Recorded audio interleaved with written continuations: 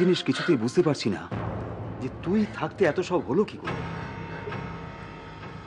কি বলবো বলতে পারতো, অদিতির মা গৌরীকে একেবারে বশ করে ফেলেছে।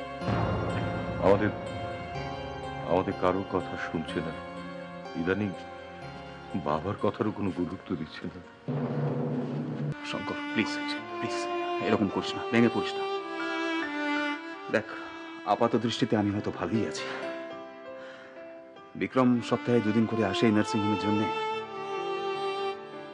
এছাড়া আমি ডাক্তারি করা ছাড়া এই নার্সিংহোমের সব দায়িত্ব আমি বহন করি। মোটা এ কি আপনার এখানে আমার চেম্বারে বসুন। সঞ্জু আর রুমন কোথায় বিক্রম? ওদেরকে বাড়ি পাঠিয়ে দিয়েছি। খুব ভালো করেছো। বিক্রম, বিক্রম বাবা কেমন আছে বিক্রম? আঙ্কেল, আমি জানি অবস্থা ক্রিটিক্যাল, কিন্তু চিন্তা করবেন না, আমি তো আছি। আপনার প্লিজ আমার চেম্বারে গিয়ে বসুন, আমি একজন পেশেন্টকে দেখে এক্ষুনি আসছি। হ্যাঁ শিওর, আয় আয় আয় শঙ্কর। আশ্চর্য, এইমাত্র ফোনে আমার সঙ্গে কথা বললো, কিন্তু এখন তো দেখছি ওনার সুইচ অফ। তাহলে কি হয়েছে বড়বাবু, আপনি এরকম করছেন? কিচ্ছু হয়নি, তুই যত তাড়াতাড়ি পারিস আমাকে পঞ্চগ্রামে নিয়ে চল, বুঝলি? কেঁদো না, আমি বুঝতে পারছি তোমার মনের অবস্থা। তোমার এখন কিছু বলার দরকার নেই, শুধু একটা কথা আমাকে বলো, কে তুমি? নন্দিনী কি? আমার স্ত্রীর নাম কি?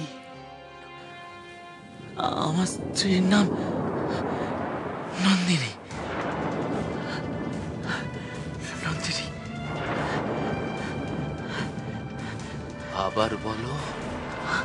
আমার স্ত্রীর নাম নন্দিনী।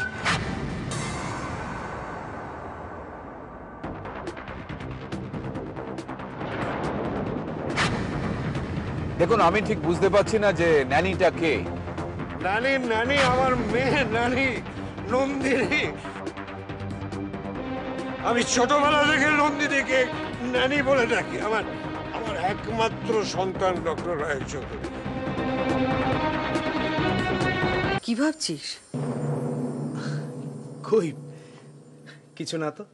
কিরে, কাল রাত্রে কিছু খেলি না, আজকে খেতে চ। আয়। মা,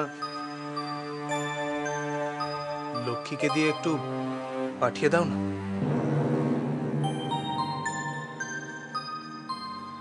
ঠিক আছে। মা, মা নন্দিনী কোথায়?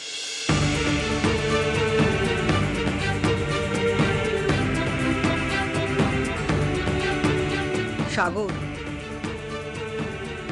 নিজের ডায়েরিটা একটু সাবধানে রাখা উচিত।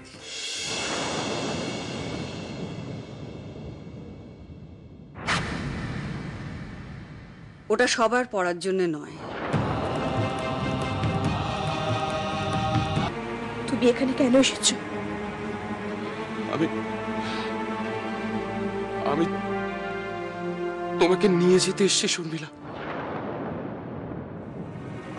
আমার সাথে এত বাজে ব্যবহার করার পর তুমি আমাকে নিয়ে যেতে এসেছো? আমি ভুল করেছি। আমায় তুমি অনেক অনেক অপমান করেছো। তুমি আমার স্বামী, তাই তুমি যদি তোমার সম্মান রক্ষা করতে চাও